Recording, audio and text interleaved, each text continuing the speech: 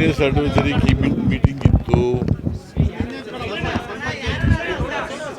ಇದು ಜಂಟಿ business advisory committee.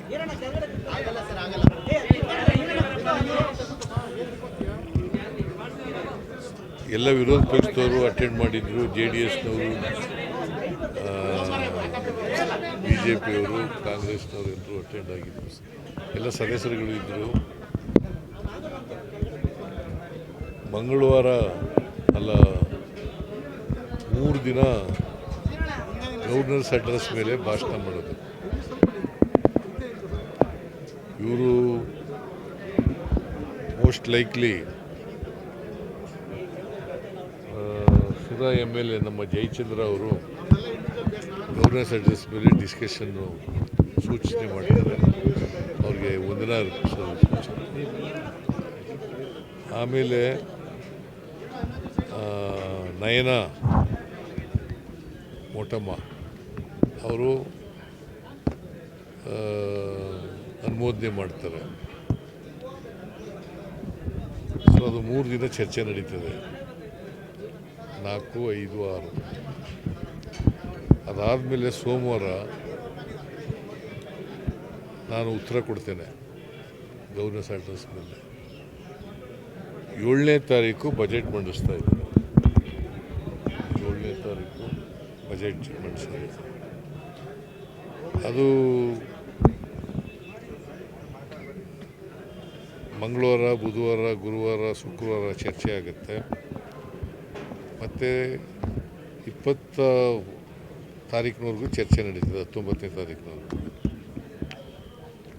20ನೇ ತಾರೀಕು ಅಸೆಂಬ್ಲಿನಲ್ಲಿ ಉತ್ತರ ಕೊಡ್ತೀನಿ ಗವರ್ನರ್ಸ್ ಇದ್ರ ಮೇಲೆ, ಬಜೆಟ್ ಮೇಲೆ ಚರ್ಚೆಗೆ. ಆಮೇಲೆ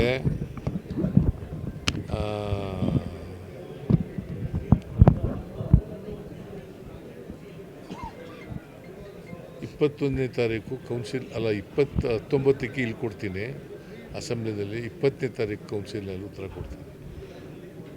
ಇದು ಸೋಮವಾರ 10ನೇ ತಾರೀಕು ಗವರ್ನರ್ಸ್ ಅಡ್ರೆಸ್ ಮೇಲೆ ಡಿಸ್ಕಷನ್ಗೆ ಉತ್ತರ, ವಂದನಾ ನಿರ್ಣಯದ ಮೇಲೆ ಉತ್ತರ ಕೊಡ್ತೀನಿ. ಆಮೇಲೆ ಮಂಗಳವಾರ ಅಲ್ಲ ಉತ್ತರ ಕೊಡ್ತೀನಿ ಕೌನ್ಸಿಲಲ್ಲಿ. ಅಂದಮೇಲೆ ನೋಡಿ, ಬಜೆಟ್ ಮಂಡಿಸಿದ ಮೇಲೆ ಮಂಡಿಸೋವರೆಗೂ it is a secret document. ಗೊತ್ತಾಯ್ತಾ? ಅಲ್ಲಿರೋದು ಏನಿದೆ ಅಂತ ಹೇಳಕ್ ಬರಲ್ಲ.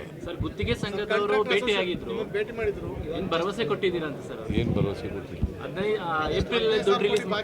ಏಪ್ರಿಲ್ನಲ್ಲಿ ಕೊಡೋಣಪ್ಪ ಅಂತ ಹೇಳಿದ್ದೀನಿ ಹೊರತು ಅವರು ಹೇಳಿದ ರೀತಿಯಲ್ಲಿ ಅವ್ರು ಏನಂತ ಕೇಳಿದ್ರು ಅಂತಂದರೆ 30,000 ಬಾಕಿ ಇದೆ, 15,000 ಕೊಟ್ಬಿಡಿ ಏಪ್ರಿಲ್ ತಿಂಗಳಲ್ಲಿ. ಅವೆಲ್ಲ ಆಗದಿದ್ದ ಕೆಲಸ. ಎಷ್ಟು ಸಾಧ್ಯನೋ ಅಷ್ಟು ಕೊಡ್ತೀವಿ ಅಂತ ಹೇಳಿದ್ರು. ಈಗ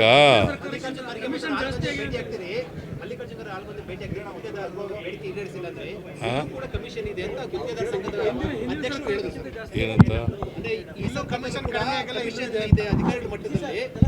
ಅಧಿಕಾರಿ ಮಟ್ಟದಲ್ಲಿ ಈ ಸರ್ಕಾರದಲ್ಲೂ ಕೂಡ ಕಮಿಷನ್ ಇದೆ. ಇಲ್ಲಿ ಬೇಡಿಕೆ ಹೇಳಿದ್ರೆ ಮಲ್ಲಿಕಾರ್ಜುನ ಖರ್ಗೆ ಮತ್ತು ರಾಹುಲ್ ಗಾಂಧಿ ಭೇಟಿ ಆಗ್ತೀವಿ ಅಂತ ಮುಖ್ಯಮಂತ್ರಿಗೆ ಹೇಳಿದ್ದೇವೆ ಅಂತ ಹೇಳಿದ್ದಾರೆ. ಭೇಟಿಯಾದರೆ ಭೇಟಿಯಾಗಲಿ, ನಮ್ಮದೇನು ತಕರಾರಿಲ್ಲ. ಯಾರನ್ನ ಭೇಟಿ ಆಗೋದಕ್ಕೂ ನಮ್ಮದೇನು ವಿರೋಧ ಇಲ್ಲ. ಬಟ್ ನಮ್ಮ ಹಣಕಾಸಿನ ಪರಿಸ್ಥಿತಿ ನೋಡ್ಕೊಂಡು ಕೊಡಬೇಕಾಗ್ತದೆ. ಬಾಕಿ ಎಲ್ಲ ಉಳ್ಕೊಂಡದು ಯಾರಿಂದ? ಇವರು ವಿರೋಧ ಮಾಡಿದ್ರ? ಹಣ ಹಿಡಿದೇವರು ಕೂಡ ಒಪ್ಪಿಗೆ ಕೊಟ್ಟು, ಒಪ್ಪಿಗೆ ಇಲ್ಲದೇವರು ಕೂಡ ಟೆಂಡರ್ ಕರೆದಕ್ಕೆ ಟೆಂಡರ್ನಲ್ಲಿ ಯಾಕೆ ಪಾರ್ಟಿಸಿಪೇಟ್ ಮಾಡಿ?